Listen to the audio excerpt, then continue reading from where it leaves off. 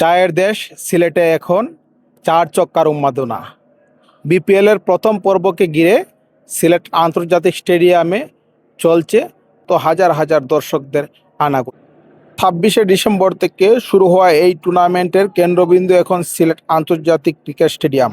প্রতিদিন দুটি করে হাই ভোল্টেজ ম্যাচ দেখতে গ্যালারিতে ভিড় করছেন হাজার হাজার দর্শক। আজ 27শে ডিসেম্বর দিনের প্রথম ম্যাচে মুখোমুখি হয়েছে ঢাকা ক্যাপিটালস এবং রাজশাহী ওয়ারিয়র্স। আর আজ সন্ধ্যার ম্যাচে স্বাগতিক সিলেট টাইটান্স লড়বে নোয়াখালী এক্সপ্রেসের বিপক্ষে।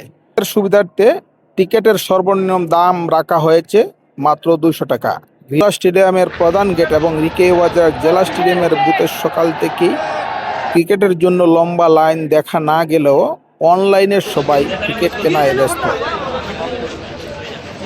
এছাড়াও সিলেটের ব্যাটিং সহায়ক পিচ বড় স্কোর এবং দর্শকদের তীব্র ভিড়ের মধ্যে আনন্দ উৎসাহে বিপিএল পরিচালিত হচ্ছে। তীব্র শীত উপেক্ষা করে সমর্থকেরা প্রিয় দলের জার্সি গায়ে মাঠে আসছেন। 1 জানুয়ারি সিলেট পর্ব শেষ হওয়ার পর টুর্নামেন্টের পরবর্তী অংশ চট্টগ্রাম এবং ঢাকাতে অনুষ্ঠিত হবে। আপনাদের জানিয়ে রাখি যে সিলেট আন্তর্জাতিক ক্রিকেট স্টেডিয়াম মাঠে ঢাকা ক্যাপিটালের সহকারী কোচ মাহবুব আলী জাকি আজ ইন্তেকাল করেছেন। সিলেট আন্তর্জাতিক স্টেডিয়াম থেকে জাকারিয়া হোসেন জোসেফ, চ্যানেল 9।